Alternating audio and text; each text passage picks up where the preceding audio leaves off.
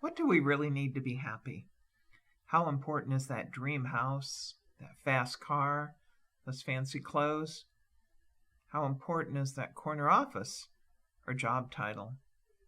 Author Patricia Lorenz shared her thoughts in a virtual Future with Hope Women gathering on March 20th, 2021. Patricia is a longtime Daily Guidepost contributor and the author of 5 Things We Need to Be Happy. Her take on what we need to be happy just might surprise you and inspire you. Happiness. 3 years ago, my beloved father died. 2 years ago, my husband Jack died, my hunka burnin' love. 8 months ago, my wonderful stepmother died. And she was married to my dad for 35 years, as was my mother. He married 2 women. My mother died, and he married Bev, so he was married for 35 years, twice. Bless his heart. Whoa. Anyway, 1 year ago, happiness died for most of us in the world when the pandemic struck. And this morning I asked my friend Alexa how many people have actually died so far this year, and she said 2,693,128 is today's number. Most of them are from the United States, Brazil, and India. Those are the top 3 countries that have been suffering through this horrible pandemic. So for over a year, we've lost our happiness. We've been experiencing fear and loneliness, isolation, confusion, anxiety, stress. It goes on and on and on. But now that the world is starting to recover, we're slowly getting back there. Many of us have had our vaccines, and the rest of us are hoping to get them. And it seems like we do see light at the end of that tunnel instead of seeing the train coming at us head on. So because we're starting to recover, it's time to learn how to get back to happy. And hey, today is the first day of spring, so that's a good sign, right? We're in the right place at the right time. So again, I truly believe in my heart that there are only 5 things we need to be happy. But before I tell you the first one, I'm going to ask, what motivates you? I've found this fascinating. So for my whole life, I've been fascinated by the fact that 4 things usually fascinate me. And that is money, security, power, or fame. Those are actually worldwide as motivators for people: money, security, power, or fame. Now, I think we should think about a whole new concept. And the strange new concept should be that we are not geared by one of those 4 motivators. And those are the things that often direct people's career choices: money, security, power, or fame. But I think we should change our thinking and make it the possibility of being motivated by happiness. Just that, nothing more. Just gear your life toward motivating yourself toward being happy and to helping others be happy.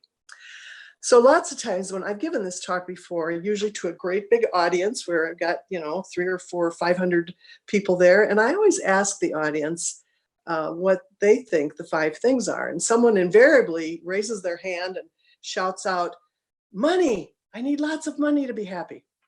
Now, somebody else raises their hand. Chocolate. Chocolate makes me happy. Somebody else says, great sex. Yeah, that's what I need to be happy. Okay. Maybe time alone is the answer that some people say. Those are all interesting and pretty nice things to have, but those are not the major ingredients to happiness. True happiness is not about what kind of a job you have, or how many clubs you belong to, or how many self-help books you've read, or who your spouse is, or who you're dating if you're not married. True happiness is not about whether you have a boat or a cabin or a house up north, or whether you are really good at the sport you'd like to play, or if you have a closet full of designer clothes. It's not about how smart you are. It's not about how rich you are or how much you volunteer to help others and do good necessarily. That that's an ingredient, certainly, but it is not about how many trips you've taken or cruises you've been on. It's not about those things. It is about these 5 things. And the first one is someone to love. So memorize that. Someone to love. I hope you could see that okay. All right, someone to love. Well, notice I did not say someone to love me. It's not about who loves me or who loves you. I said someone to love. And the act of loving someone else is what makes us happy. So now who do you love? All right, let's just go through a list. If you're married, you love your spouse, you love your children, your grandchildren. If you have grandchildren like me, I have 9 wonderful grandchildren. You probably have nieces or nephews. You love them. You have old friends from grade school and high school days. We love our old friends. We have new friends in our careers and in our neighborhoods. We have friends from work, church, schools we've attended, classes we've taken. We have childhood friends from way back when, maybe preschool days. We have hobby friends. Maybe you belong to a club and you get together, a book club or crochet club or some sports club or whatever, and you have friends that you've developed over the years in those clubs. You probably have friends in faraway places like I do, and all of us meet people, and the world is moving and people up and change residences all the time. And so we have friends in different parts of the country, sometimes different parts of the world. And we have our pastors and people from church, just so many people in our lives that we can love.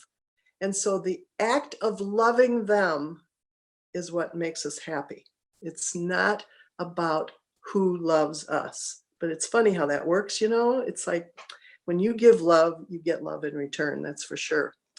All right. I don't think you expected to have a test this soon in the event today, but I'm going to give you a quiz. You don't have to write them down, the answers down. Just think of them in your head and see if you can answer these questions. Number 1.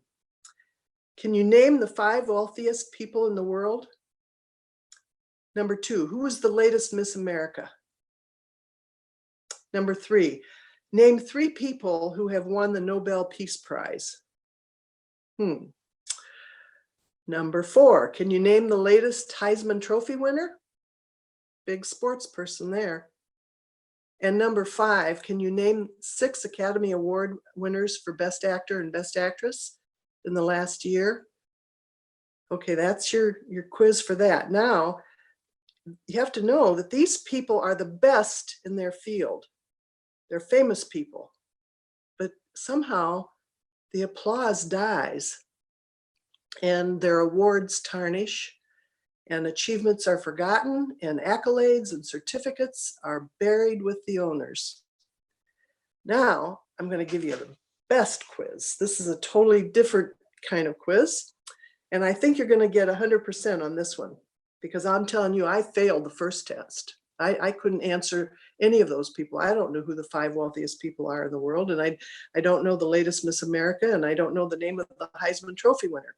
But here, take this test in your brain. Number 1, name a teacher who truly aided your journey through school. Just think about that. Who really aided your journey through school? Mine would be Sister Mary Rhodes. I had her in high school and in my first 2 years of college. And I know you all know somebody that you could blurt out and tell us what teacher, one teacher who really made an impact in your life. Quiz number 2, or question number 2, name a friend who has helped you through a difficult time. Any friend you can think of who in your life, any time in your life, name a friend who has helped you through a difficult time. I think we can all probably name 3 or 4 friends that have helped us. Question number 3, name someone who taught you something worthwhile. Someone who taught you something worthwhile.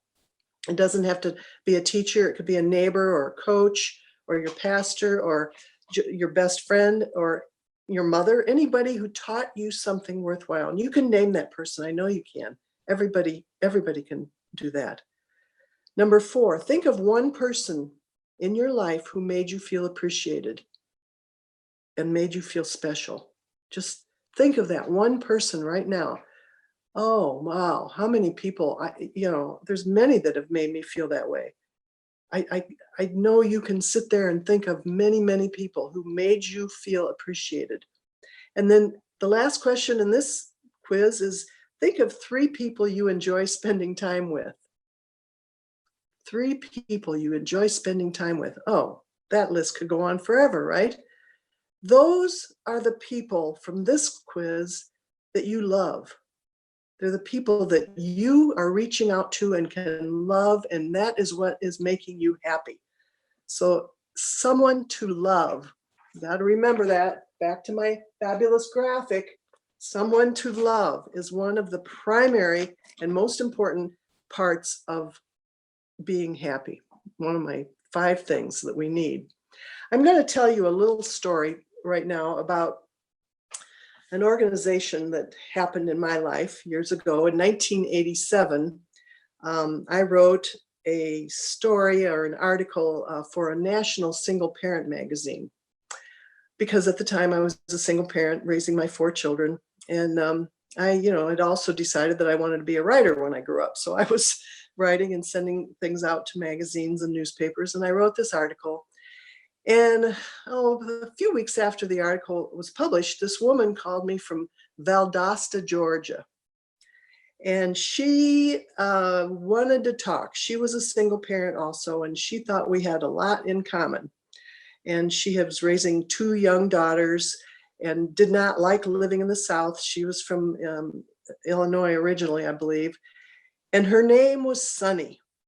And she had a lot of things to complain about down there, living in the South. And so she kept calling me every Friday night, and we'd talk, and I was, willing to listen. And, it was kind of nice to visit with this lady every once in a while. And she would talk and talk and talk about her raising her children. Her children were much younger than mine. And so I was kind of giving her some advice here and there. And so one day she said, "Oh, I just wish I could get out of here and get away from the girls and just, go on a trip somewhere." And so I said to her, well, I was living in Milwaukee, Wisconsin at the time. And I said, we're having a great big gigantic single fest up here at the University of Wisconsin. And you're more than welcome to come up and stay at my house if you want to. Because I had, extra bedrooms, because my older 3 kids were out in college or out on their own by then. And so she did. She took me up on my offer, and she came up for the weekend, and we attended this big single fest at University of Wisconsin that weekend. And while she was there, she bought a house in Milwaukee. And she talked me into loaning her some money for a week until she could get the money from her dad to put the down payment on, which I did, and she paid me back, thank goodness. So then she moves to Milwaukee, and now Sunny wants me to be her best friend. And I had a lot going on in my life. I was struggling, trying to make ends meet with, being a single parent and trying to keep everything together in this big house.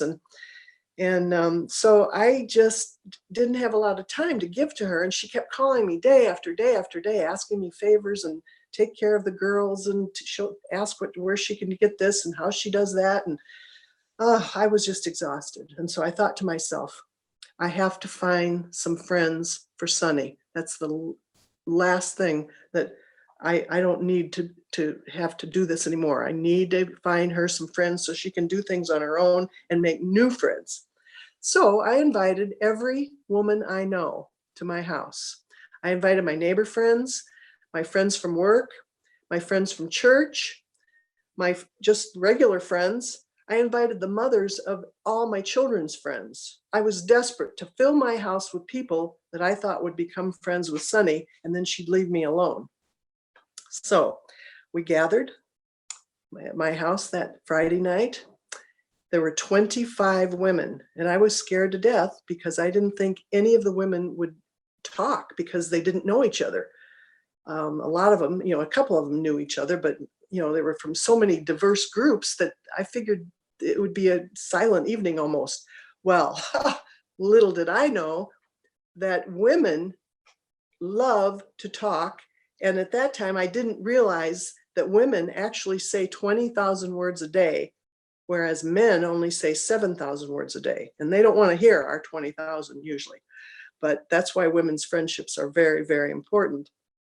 So anyway, I was so wrong. That night happened, and these women were like talking like crazy. I couldn't get them to shut up. They were having so much fun. And finally, Sunny stands up, and in her very Southern accent from living in Valdosta, Georgia, she said, well, down south, they refer to us women as precious. And you all aren't just precious, you're downright interesting. Well, we all thought back. We sat back and thought, yeah, we are interesting. We're very, very interesting women. And then another woman from the neighborhood stood up and she said, you know, Sunny's right. We are interesting women and we should be getting together every month. And I think we should get together right here in Pat's family room. And we should form a group called Southeastern Wisconsin Interesting Ladies League. SWILL. Swill. So I'm about ready to have a heart attack in the corner of that room that night because I do not want 25 women in my family room every single month at a meeting called Swill. But these women were having so much fun and they were talking away and just having a blast. And I sat back and thought to myself, okay, I can serve some of my purgatory here on earth and I will invite these women back every month. And we did. And we met every month for 17 years. And Swill had no dues, no officers, no minutes, no committees, no rules, no dress code, no food preparations, no bylaws, no agenda, no fundraisers, and absolutely no purpose. But it was the most successful organization I have ever belonged to in my life because we interesting women got together from all walks of life. And I never knew who was going to show up at my door because the policy was if you want to bring a friend, she's more than welcome. And so I never knew whether I'd have 5 women there or 25 women. And I never knew who was coming. They were simply interesting women from all walks of life who gathered at my house to gab, unwind, discuss, chat, advise, listen, learn, laugh, relax, relate, and revitalize. That's what we did. That's what Swill did. And Swill became a place to make new friends and to nourish the old friends. And who do you think got the most out of Swill all those 17 years? Me. Because I learned how to love other people in an unselfish way. I embraced them all, took them into my home and my heart, and I learned that someone to love is what makes us happy, loving other people. All right, you have graduated to number 2. This one is something to do, okay? Something to do. If you don't have something to do, you cannot be happy. Now, considering the year we've had, and many, if you're a younger woman who's working at home and raising your children and being the teacher and stopping the fights and figuring out the food issues and the cleaning issues, you are a candidate for canonization. I don't know how you do it, honestly. I'm too old to even fathom how you do that. You have so much to do right now. It's mind-boggling.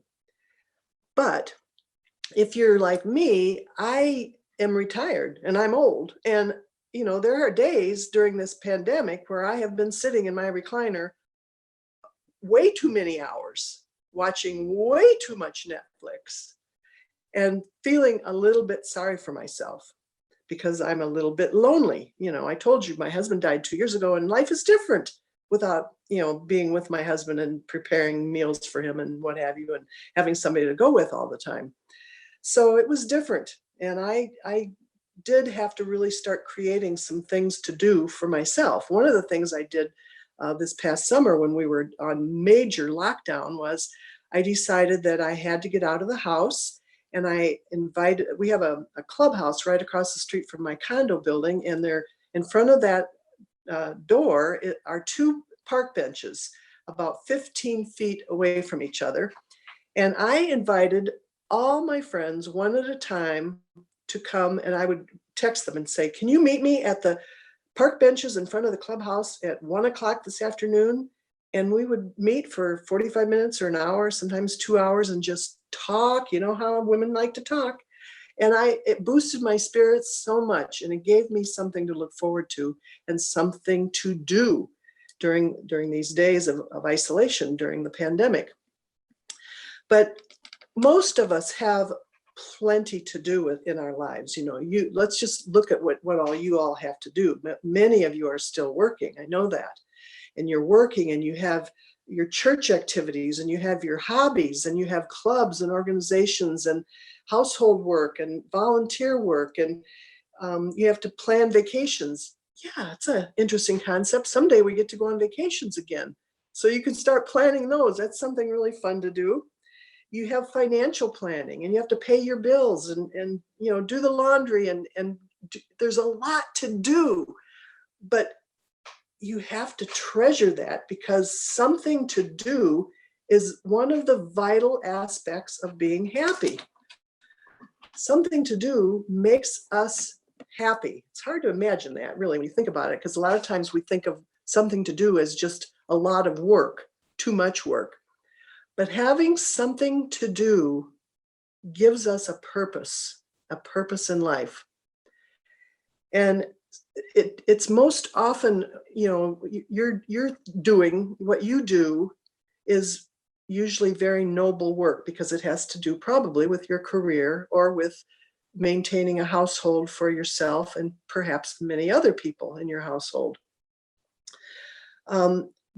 One thing you have to grab onto if you're going to believe that something to do is one of the major 5 ingredients to happiness is that you have to start being proactive and do something that's different, like make a pie for a neighbor whose mother just died, or do something out of your comfort zone, and call a friend that you don't know that well, or a neighbor, and or organize an event to meet in a park. You can wear your mask and go for a walk and stay 6 feet apart and go for a walk, or just get to know somebody. Make that your something to do for this week. You could send a funny email or a text message to a lonely neighbor or somebody far away on the other side of the world or the other side of the country that you maybe lost contact with. Sometimes I think to myself, today I'm going to send a happy, appreciative email to somebody that I have never done that for. And this past week, I sent an email to my doctor, because every time I go there for usually well checkups or whatever, they're so nice and accommodating. And I don't think people take the time to really thank people enough in this world. And so that gave me the idea that, yeah, I'm going to do that every week. I'm going to try to find somebody or some place or some organization or some business that needs a pat on the back. And that's something you can do every week or every day. You can go to a rehab center or a nursing home or assisted living place and bring bouquets of flowers. It doesn't have to be expensive. You can go to the dollar store and buy some pretty wonderful, fun things that would just brighten up somebody's life who's living in a nursing home. And when they're done with it, they can pass it on. So having something to do is imperative. And just remember that it gives us a purpose. So if you feel like complaining because you have too much to do right now, cherish it, because it gives you a purpose, and you will overcome this too much to do if that's your problem, because COVID is going to level out eventually, and we're going to get hopefully somewhat back to normal, and life will go on. But in the meantime, cherish something to do.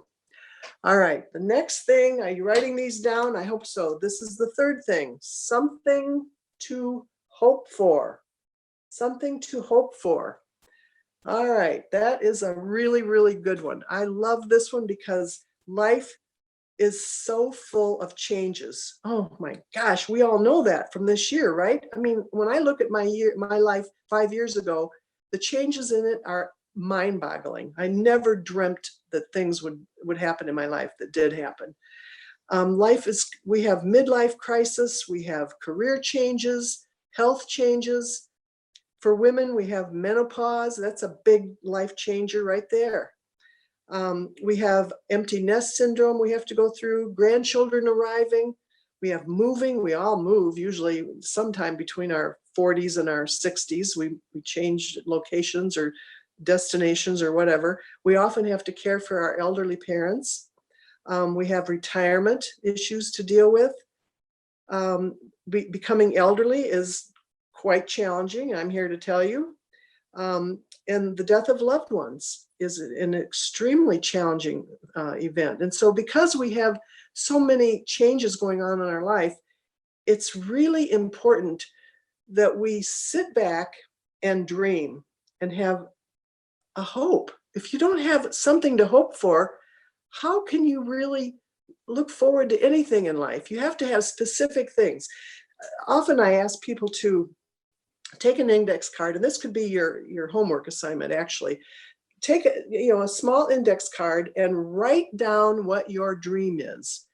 Write down what it is you want to do. Do you want to go on a trip? Do you want to retire? Do you want more time for yourself? Do you want to take an art class? Do you want to get your kids through college? Do you want to make new friends? And that has to be your responsibility. Those friends aren't going to walk into your living room and plop on your sofa. You got to make an effort to do them. You have to have the hope of making a new friendship, and then you have to be proactive and do it.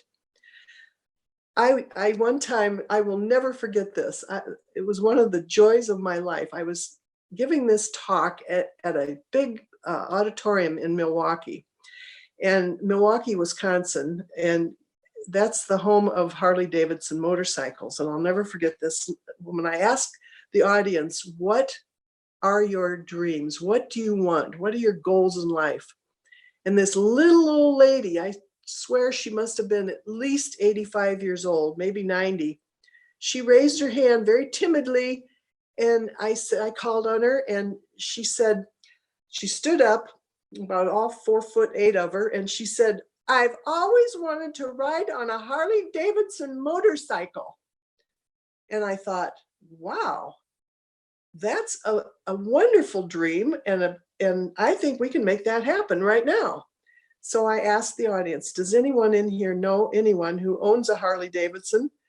And they, 5 or 6 people raised their hands, and we just worked it out. And I said, well, where do you live? And, I think I asked them to come up after the talk, and we all got together and we figured it out. And one of them took that lady on her ride of a lifetime on a Harley. So that made me feel really good. And I know it made her day, that's for sure. Now, it's easy for us to be negative when it comes to thinking about having dreams, especially hard now during COVID. It's like we have too much to do already, it seems, but just learning how to cope with what we've had to deal with this year. But when you have a dream, it's easy for the people around you to let you bust your dream into pieces, to shatter it, and to minimize it, and to not let it be important. And you're the one that has to make sure that your dream comes true. Now, so maybe your dream buster is this. You say, oh, I'm too busy. I don't have time enough to dream, and I don't think it'll come true anyway, even though it's something I've always wanted to do all my life. Well, your dream should be first priority in your life, because you are worth it, and you owe it to yourself to be the person you're meant to be by accomplishing the things that you want to accomplish in life. So maybe you're going to say, oh, I can't do that because I don't have enough education, and I'm not smart enough.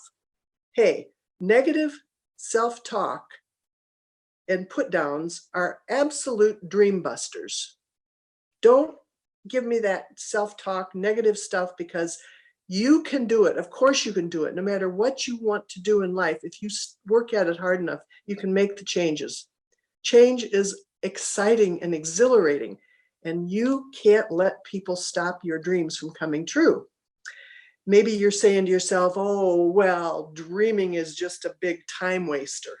And maybe you're young and you've got those little kids running around the house and you've got laundry piled up and you've got dinner to cook and a 40-hour-a-week job that maybe is turned into a 60-hour-a-week job. And you think, come on, who has time to dream and to plan for things or approach goals that you've always wanted to do? The answer to that is you must make time. Life is short. Life is short. Remember, I told you 2 million, almost 700,000 people have died in the past year. Life is very, very, very short, and you have to make time for your dreams. All right, you see, here's another one. You say, oh, I don't have enough disposable income to follow my dreams. Yeah, well, the answer to that is downsize, save, plan. If you want it badly, you can make it happen financially if you want it badly enough. So do it. Change, it might be hard on other people too. That might be your dream buster. Oh, it's too hard if I tell my husband I want to, go back to college and get my degree. No, if it's your dream, your spouse, and if you approach it in a kind manner, your spouse and your kids and your extended family will help you make your dream come true. So that's why you got to write it on a piece of paper on the index card and tape it to your bathroom mirror or a place, maybe to the refrigerator, because that's a place in your house where everybody looks and they will see that, hey, there's mom's dream. Let's help her make it come true. All right. Okay, so we're up to number 4. Oh, we're getting there. The fourth thing is, so let's have a review. The 5 things we need to be happy. The first one is someone to love, something to do, something to hope for. Remember, that's your dream, your goal. And here is the 4th one, something to believe in. And that, my friends, is where our faith comes into being. We all have, most of us in this Zoom call today are of the same faith, but many people are not. And no matter what your faith is, who you consider your supreme being, you have to have that to believe in so that you can relax. Something bigger than you that lets you say, let go and let God. Because if you can't do that, especially during times like now, you can't relax. You can't survive the stress. You can't soothe your mind and create happiness if you can't step back and just let it all go. Let it all go because you have faith. You have something to believe in that's bigger than you. Now, I think there are 2 kinds of faith. One is emotional faith, and that is when you have emotional problems, you're having a hard time dealing with the pandemic or dealing with the job changes or dealing with your children, dealing with whatever is come your way, you have got to learn to get help. And emotional faith implies that you're going to get help from a psychologist, a psychiatrist, a doctor, your pastor, your best friend. Just learn to talk it out, and you have to have someone who will help you regain your emotional stability. A therapist, a mentor, someone. You have to step out of yourself and out of your woes enough to know that it's just common sense. Other people are trained to help us survive and do it. That's what emotional faith is all about. Spiritual faith is the other one. I said there's 2, emotional faith and spiritual faith. Spiritual faith is in getting much more involved in an activity that is either church or a group of people who are going to help you in a spiritual way. It could be a women's group organized by your church, or, Future with Hope Women. My gosh, that's the most wonderful group. And it's a new organization. 6 years old, and look at what they're doing already. It's just wonderful that these women are reaching out to people all over the United States. So that is a to me, that's a jump start when it comes to moving your spiritual faith forward. You can attend your church services as a family, and you can pray together. Just it's simple, no matter where you are. If you're at the beach, you can just bow your head and say, gosh, thank you, Lord, for putting me in this beautiful place at this time when there's so much fear and stress in the world. Thank you for this beautiful opportunity. Last weekend, I got to go visit my sister in Bradenton, Florida, who lives about an hour and 15 minutes from me. And we had the most wonderful time just walking through the botanical gardens down there and appreciating what God has done in our world as far as creating splendiferous beauty. I was just enthralled by the plants and the things that they're growing that I'd never seen before in my life. So that was, to me, a very spiritual encounter, being there in God's green earth, to put it mildly.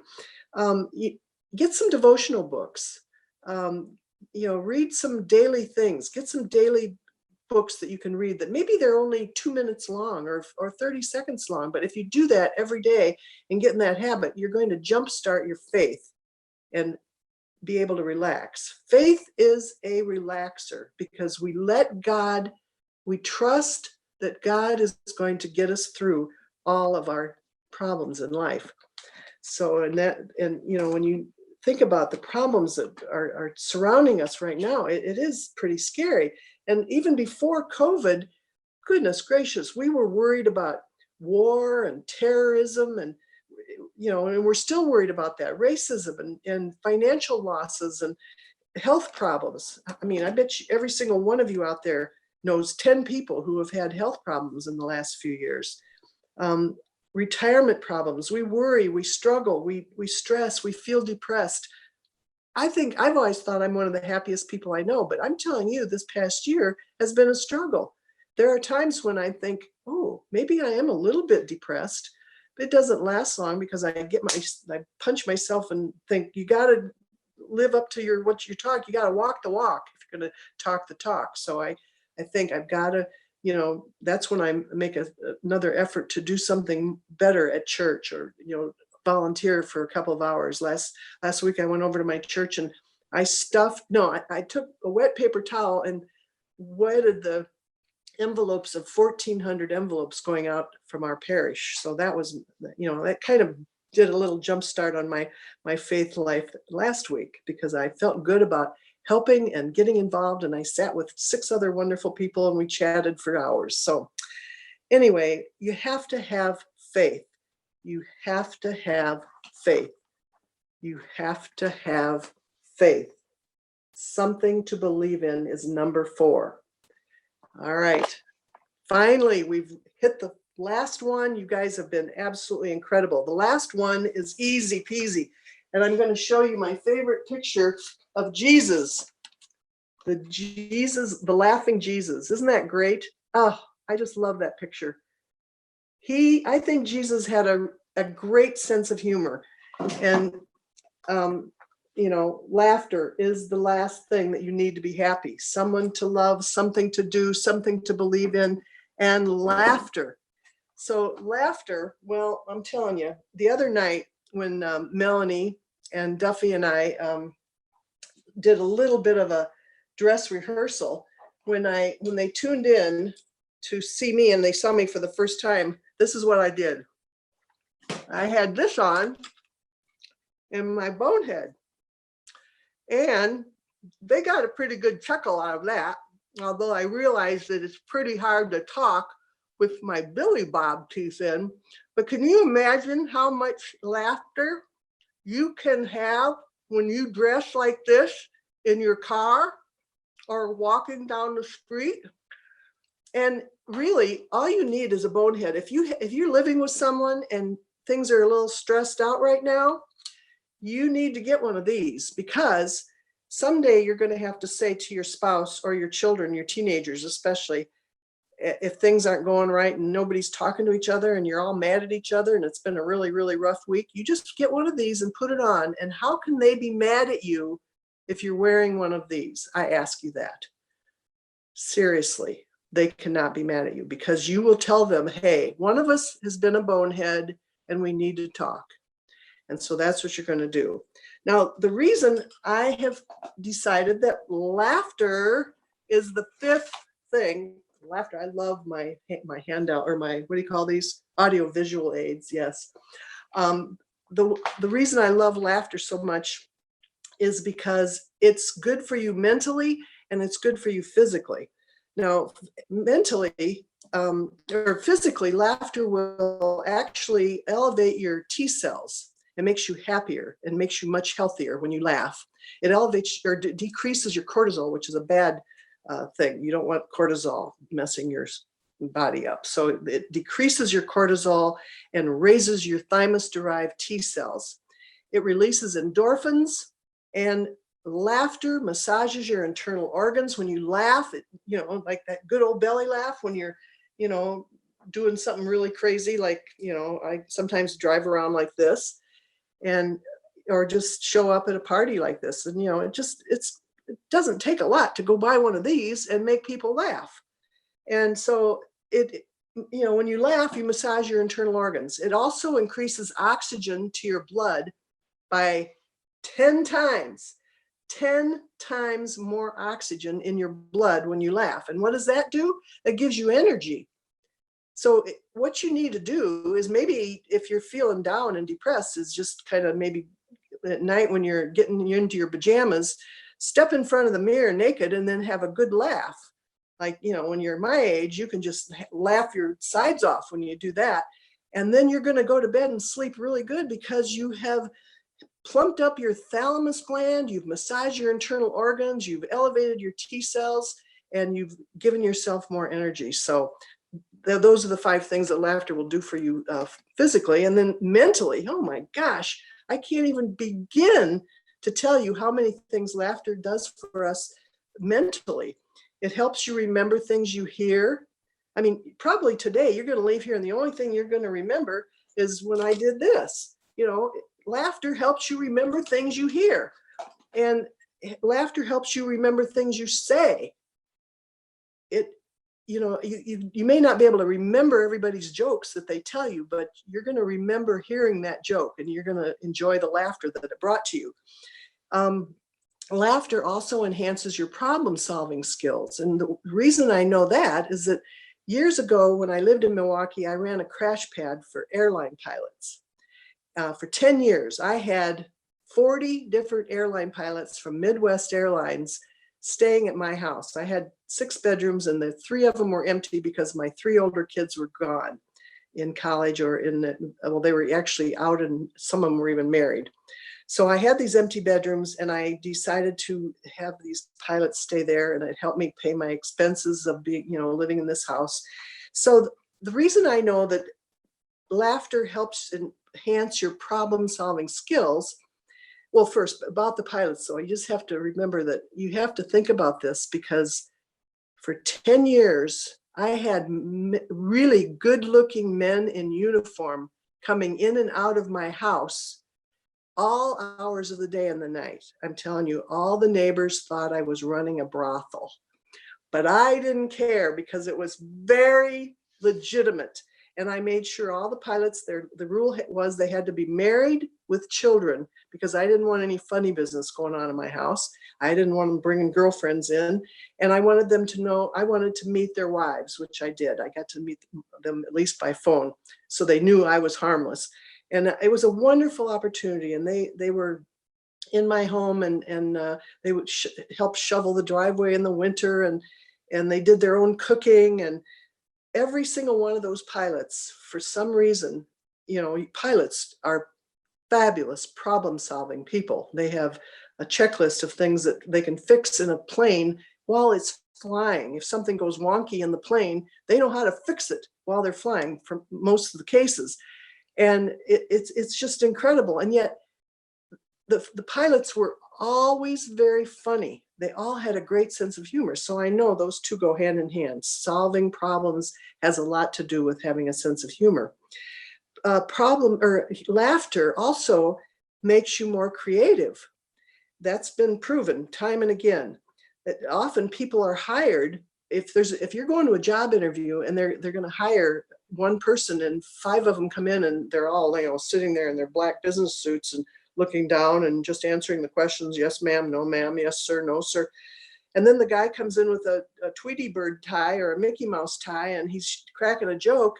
They're going to hire that guy because they know that person has a sense of humor, and they know that humor enhances problem-solving skills and makes people more creative.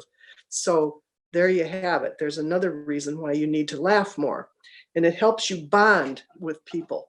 I mean, we've all laughed at a funeral when we start, if it's a good funeral and it's someone who has been, lived a long, healthy life. We've told stories about that person, and we've enjoyed the opportunity to share laughters with our friends and relatives. So it's a good thing, and it's a good stress reducer. Now you're saying to yourself, well, yeah, that sounds good, but that's easy for her to say because she might be funnier than I am, or I'm just not funny. Well, I'm not funny either, if you really want to know the truth. I had to learn to do it. And one of the first things I did was get a few rubber chickens. And the rubber chickens are the best thing in the world. You can do more with a rubber chicken to cause laughter in someone's life than you can possibly imagine. You go to somebody's house for dinner and you can take the rubber chicken and fold it over and put it behind the towels in the guest bathroom when you use the bathroom, and leave it there. So the next time they come in to clean their towels, the rubber chicken is going to pop up and they are going to have a lot of laughter. Now, the first time I ever used a rubber chicken in my home was when I took my rubber chicken to the grocery store, and I asked the grocer in the meat department to shrink wrap it and put it in a styrofoam tray, and then shrink wrap it and put a price on it. So here I had this, it was a smaller rubber chicken than this one. Here, I got this rubber chicken too. This is Earl, and he's kind of cute, but my rubber chicken that I took to the grocery store was kind of like the size of Earl. So anyway, the grocer, he shrunk wrapped that chicken and gave it to me, and he said, I know what you're doing. And I said, no, you don't. And he said, yeah, I do. He says, because I used to hide the same pair of bowling shoes in my brother and I hid the same pair of bowling shoes in each other's house for 30 years. And we had more laughs. He says, I know you're going to hide this rubber chicken in your refrigerator. And I says, you're right about that. So I did. And the next time my friend Shirley came to visit me they lived in a different state, and they came to visit, and they always stayed at my house. And Shirley was great because she was a wonderful cook, and she always helped me cook meals when they were visiting, Shirley and Wally. And she opens the refrigerator door and says, Pat, what are we going to have for supper tonight? And I says, I don't know, Shirley. Just look in there, you'll find something. And she pulled the thing out and pulls the rubber chicken out of the drawer and the shrink wrap package and looks at it. She started laughing so hard, she ended up on my floor on the kitchen floor in the fetal position, laughing till tears ran down her eyes. And if you want to know the truth, I think she wet her pants. She was laughing so hard. She was hysterical. And we laughed about that for days. We still have a few chuckles about that. And Shirley's in her mid-80s now, and we're still laughing about the time she found the rubber chicken in my refrigerator. One time I gave this talk at my cousin Jerry's parish in Rockford. Jerry is a Monsignor in the Catholic Church. And I was talking, in my talk, and I was talking about how fun it is to get some Groucho Marx glasses and just have fun and wear them to parties and what have you.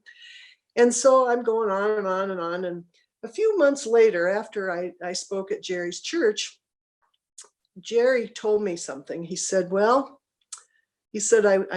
the next Sunday after you gave your talk, he said, I got up to give my sermon, and I walked to the pulpit, and he said about 30 people in the first 2 pews all went like this. And he said he could hardly speak. He was laughing so hard.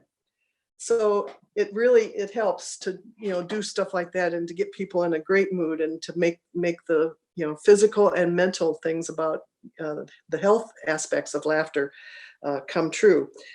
talking about Wally and Shirley. One time they were down in Florida, and we were going on a drive. I was just visiting Florida. I hadn't moved here yet, and they were taking me around and showing me all the stuff. And so Wally was driving the car, and I was sitting in the back seat right behind Wally where he couldn't see me. And while I was in the back seat, I did this. And I just sat there and I was waving at everybody that was going by and just laughing and waving. And, Wally couldn't see me waving though. I made sure it was just, and people were honking their horns like crazy, honking. Wally couldn't figure out why they were honking at him. He said, man, I must be something. People are honking at me like crazy. And so then I, fessed up. He finally, in the corner of his eye, out of his rear view mirror, I think he saw, why people were laughing and honking at him.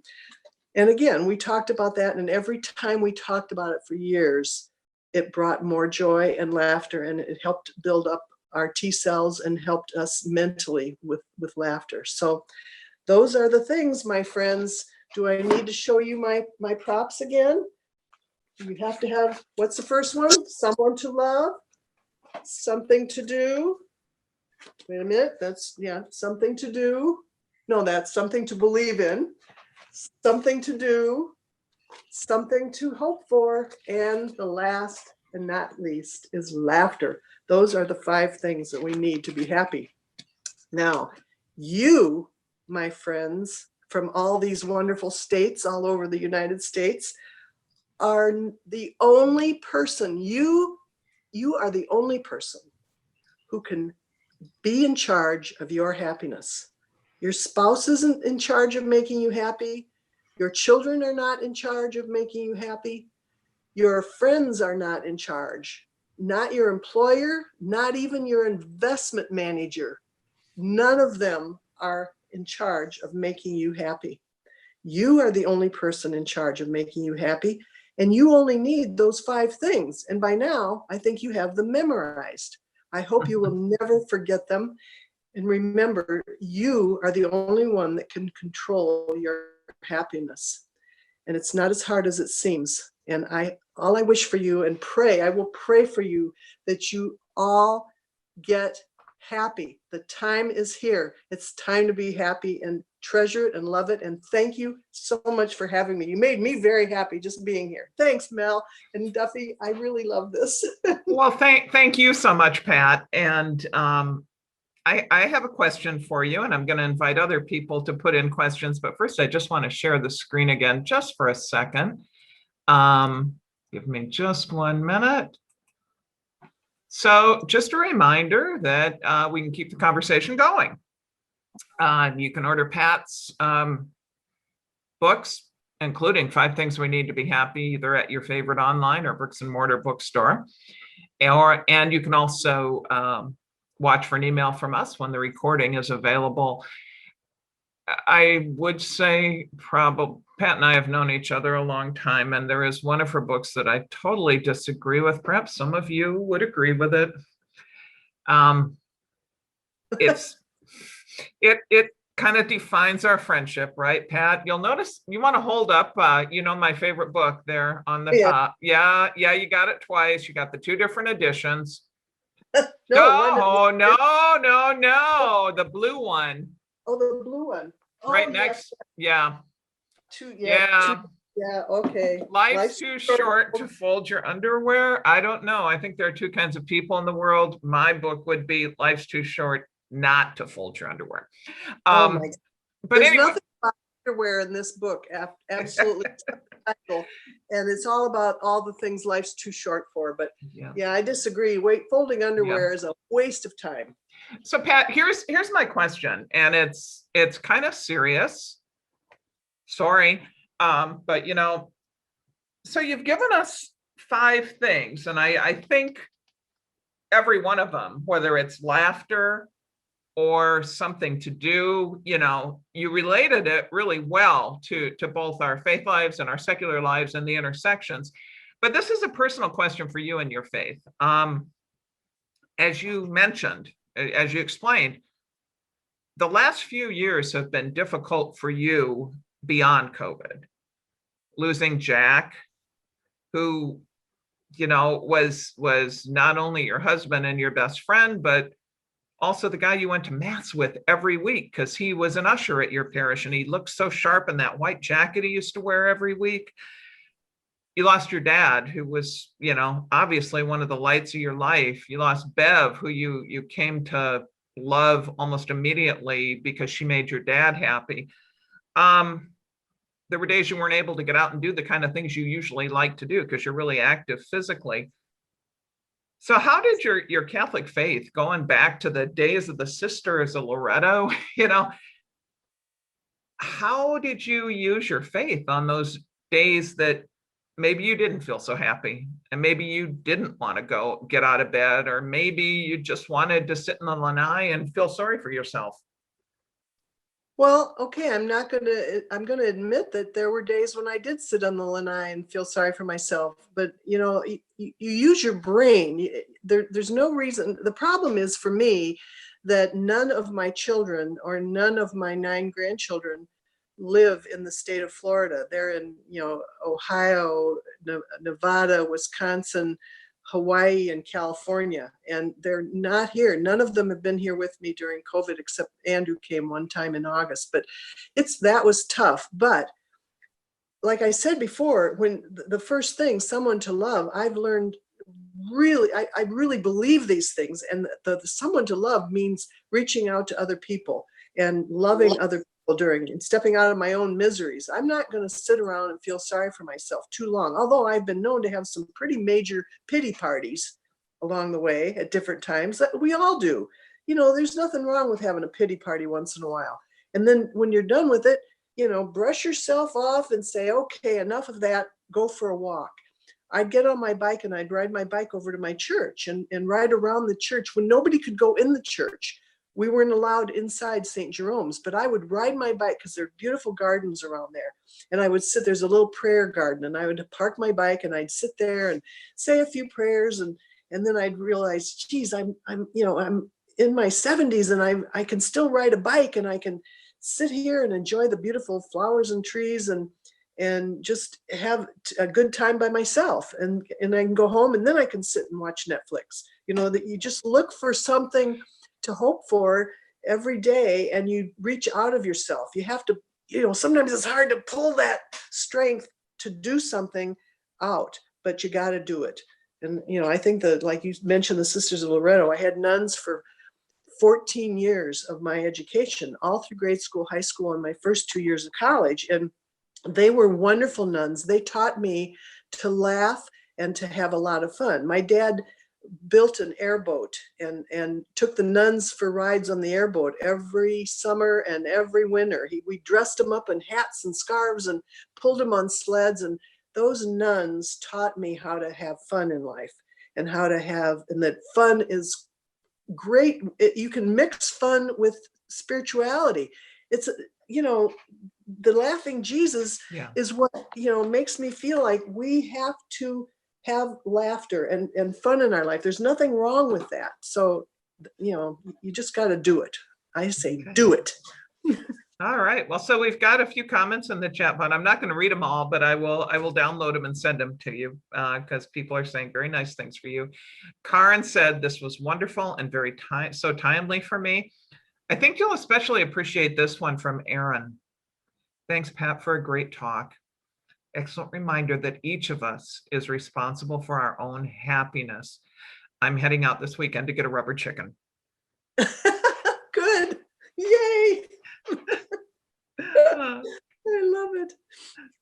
So you're such a positive, wonderful speaker. Pilgrimage to laughter. I like that.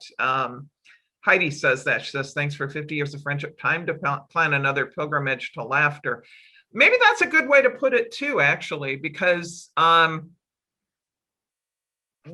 can kind of go the way of the cross, right? I mean, we all have our burdens, and often they're as heavy as we want them to be, or we let them be, correct? I know you and Heidi have traveled together a lot, but how would one, if you can't physically or financially make a pilgrimage in the way that you and Heidi have, how could we do a pilgrimage of laughter from our own homes or from our own towns? Well, like I said, you have to, it's a learned thing. You know, most of us aren't very funny. I have one friend, I only have one friend who is a comedian. You know, Candy, she lives in my building, and she's a professional comedian, but only does it 2 or 3 times a year at a club.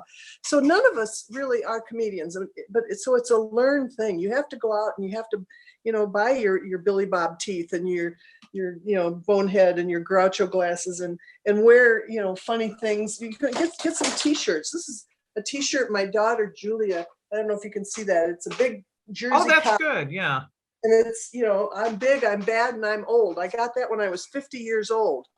And you know, I wore that and it made people laugh. You have to be proactive about going out and buying stuff. You know, go to the Dollar Tree and buy some, you know, plastic bugs, and, you know, put them on the plate when you're serving your husband dinner some night, and just do funny things that, you know, it's not hard to learn or hard to figure out. And you can go to plenty of places and find funny things, or wear goofy hats, and, you know, just lighten up. I think that's the key, is just lighten up and have some fun. So also, Pat, this is really lovely. Barb says, I used the Laughing Jesus prayer card for my husband's funeral because Jesus had the last laugh. I think that's beautiful. Yes, now that gives me a great idea. I hope all my children are listening. I want them to do that at my funeral. I want the Laughing Jesus. I love that. It's just, you know, actually talking about that, sometimes we can kind of lose track of our faith and not have faith and just get all in ourselves. I think that just reminds me, maybe for your last story, would you mind telling that beautiful guidepost story you did about Jack's last few weeks? Because I think for many of us in that situation, the temptation, you know, is to kind of get all in ourselves. You mean the one that was in the daily guidepost? Yeah. About, you know, all the people that showed up, and, you know, that you tried to do it yourself at first. And I think that's, I realized I couldn't, you know, you're there. Jack was in 5 different hospitals for 3 months, and then was in hospice for 10 days or 5 days. And then he came home for 10 days and he died at home. And the one thing I want to tell you first is that when we were called to his bed right before he died, the nurse suggested that we say a prayer. And the 5 of us that were there, including one of his daughters, we said the Hail Mary. And as you know, the last words of the Hail Mary are, now and at the hour of our death, amen. And at that moment, Jack took his last breath. So he knew, you know, that was, you know, it was just so beautiful. He was ready. We were ready. He was suffering. We were tired of watching him suffer. It was the most faith-building thing I have ever experienced personally, and that close. For him to take his last breath at the end of us saying, now and at the hour of our death, amen. And the amen, and he passed on. So yes, I learned that, you know, I couldn't do it all myself. I had to, you know, rely on friends and Jack's 6 wonderful children and his grandchildren. And, you know, together we had 10 children and 20 grandchildren, the 2 of us. And so there's a lot, and they're all down here. None of mine are here, unfortunately, but all of his children are in Florida. And so it was a great learning experience for me to know that I had to depend on all the you know, all of his kids and family members, his brothers and sisters, and, you know, his twin brother Bud and his wife, and it just, everything came together, you know, in a beautiful way, really. So I am very blessed, and I had to learn a lot of important lessons during that experience. So I want to thank you again, Pat. There are 3 I want to read, but I think one of them will be the one that I do last. And then we'll depart. Just a reminder that you'll be getting an email. You'll get a link with the video once it's posted, and maybe Pat will let us put a special contact information for her in case you want to follow up with her and share some stories, or perhaps find out the best place to get a rubber chicken, Erin. But I want to thank everybody for coming. I hope you found this helpful. As you can tell, Pat is a special light in this world, and so grateful that you agreed to kind of step out in faith and do this. So Margie says, thank you for helping us to focus on the important. Roseanne says, Pat, thank you for these 5 keys to happiness. I will practice them. Oh, good. And I think the best comment came from Marlene, and we'll just close on that. Marlene said, best Zoom meeting this whole year. Thank you. And so I say thank you to you, Pat. Thank you to everybody who came. God bless. And just know that my rosary tonight will be offered up for all of you. Oh, Okay? thank you. Thank you so much. I love this. You made me very happy. To learn more about Future with Hope Women, please visit us at www.futurewithhopewomen.com.